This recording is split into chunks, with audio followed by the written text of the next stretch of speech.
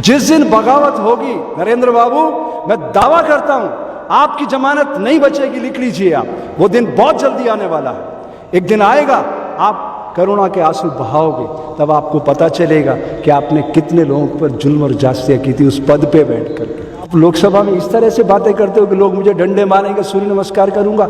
अरे मेरे साथ सूर्य नमस्कार करो और एक भी एंगल पर अगर 1 मिनट खड़ा होकर के दिखा दोगे, मैं मुंडी कटाकर आपके चरणों में रख दूंगा।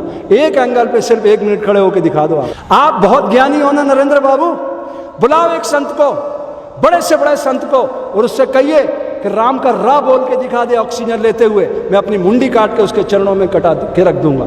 अगर आप में हिम्मत है, बुलाओ रामदेव को, रविशंकर को, ये तमाशा बंद करो। सबसे ज्यादा एमपी गुजरात से होने वाले, सूरत से, महसाणा से, कच्छ से, मुझे पता है क्या हालत चल रही गुजरात में। लाइन लगी हुई है एमपी वालों की, इस सब भागेंगे भारत छोड़ करके और आप कुछ नहीं कर सकोगे, क्योंकि आप तो उनके साथ खाते पीते उठते तड़फ रहे हैं। लोग भूख से, किसान आत्महत्याएं कर रहा है। धरती का कोख चीर का फसलें उपजाने वाला किसान भूखा मर रहा है। एमएसपी नहीं बना सके उसकी आप अभी तक।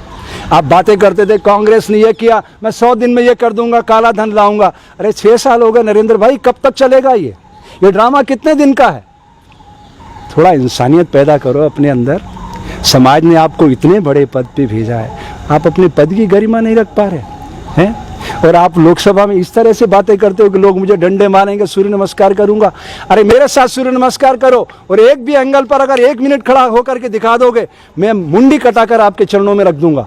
एक एंगल पे सिर्फ 1 मिनट खड़े होकर दिखा दो। आप क्या बड़ी बड़ी बातें कर रहे हो योग के नाम पे। आप योग के नाम पे प्राणमय कोश से भी परिचित नहीं हो। अगर प्राणमय कोश से जिस दिन परिचित हो गए नरेंद्र बाबू, आपको पता चलेगा शूद्र व क्षत्रिय ब्राह्मण मानव शरीर के भीतर की स्थिति है। और इस दुनिया में अगर सबसे बड़ा कोई अन्याय है, वो इस भारत की धरती पर मां के गर्भ से अछूत पैदा कर देना।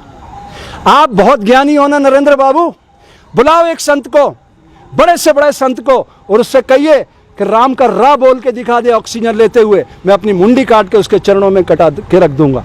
नहीं तो फिर ये मेरी बात ध्यान से सुनिए। आपको सैकड़ों लेटर लिखे मैंने, आपने कोई जवाब नहीं दिया।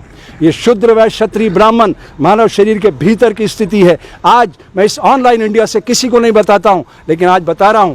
शूद्र सफाई कामगार मल मूत्र पसीना कफ इस शरीर से बाहर फेंकता है। एक दिन बंद कर दे, दूसरे दिन एम्स में भर्ती होना पड़ता है। समझ रहे हैं आप? यह है वैश्य मणिपूरक चक्र जठराग्नि।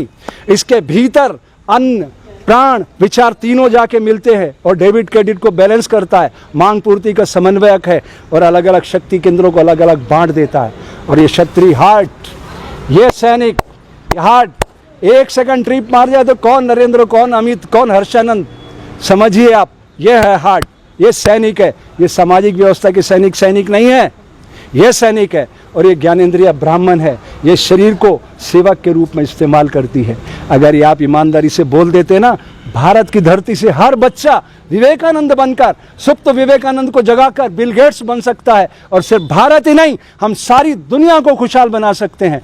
मैं योग विषय का विद्यार्थी हूँ और आप ब्रांड एम्बेसडर बन रहे हो योग के, और आप योग के नाम पर करोड़ों रुपए खर्च करके एक्सरसाइज को प्रमोट कर रहे हो नरेंद्र बाबू। मैं दावे से कह सकता हूँ, योग शरीर प्राण और विचार के मिलन की कहानी का नाम है। आपने तो कभी प्राण से भी मुलाकात नहीं की है। आप देश के पंत प्रधान हो। योग इज 1 to 1। अगर आप में हिम्मत है, बुलाओ रामदेव को, रविशंकर को, ये तमाशा बंद करो और कहिए योग इज 1 to 1। लेकिन इस कायनात की शक्ति को वो नहीं पहचान रहे। एक दिन आएगा, ये कायनात एक प्रतिध्वनि सुनाएगी और उस फॉर्मेट में हिंसा का फल दुख, दया का फल आनंद तथास्तु करते हुए बरसाती जाएगी। और तब इनको पश्चाताप होगा कि वाकई में हमने इस समाज के लिए अच्छा नहीं किया। इनको तराजू पर एक शब्द नहीं मिलेगा न्याय के लिए कि मैंने एक भी काम ऐसा किया हो।